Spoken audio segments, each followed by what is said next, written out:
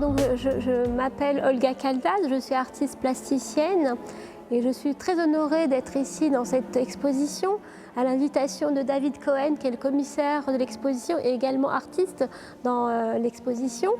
Et sur cette thématique des vulnérables, et donc c'est quelque chose qui me touche tout particulièrement.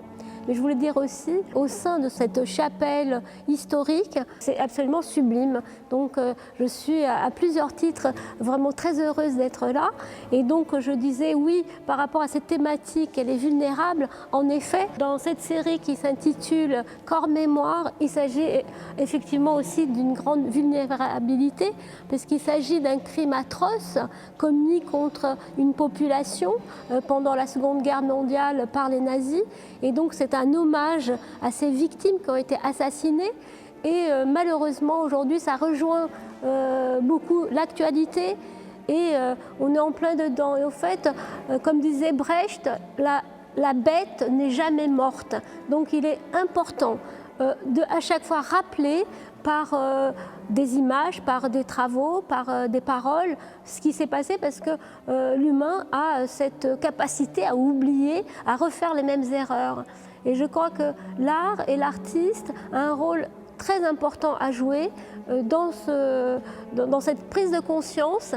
Et c'est aussi renouveler à chaque fois le discours, redire sans cesse le mal qui a été fait et pour essayer peut-être d'ouvrir les consciences, ce qui n'est pas du tout évident, mais en tant qu'artiste, je suis vulnérable aussi par rapport à cette thématique.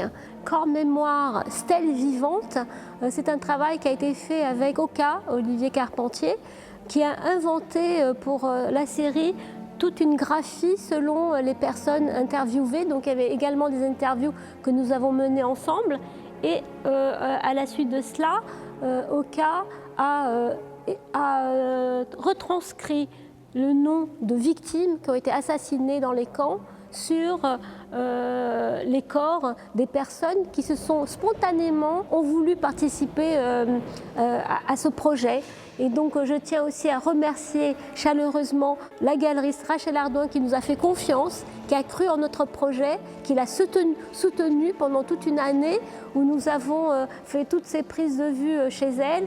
La vulnérabilité aussi, je pense aussi que les artistes sont là aussi pour, avec leur art, faire acte de résistance.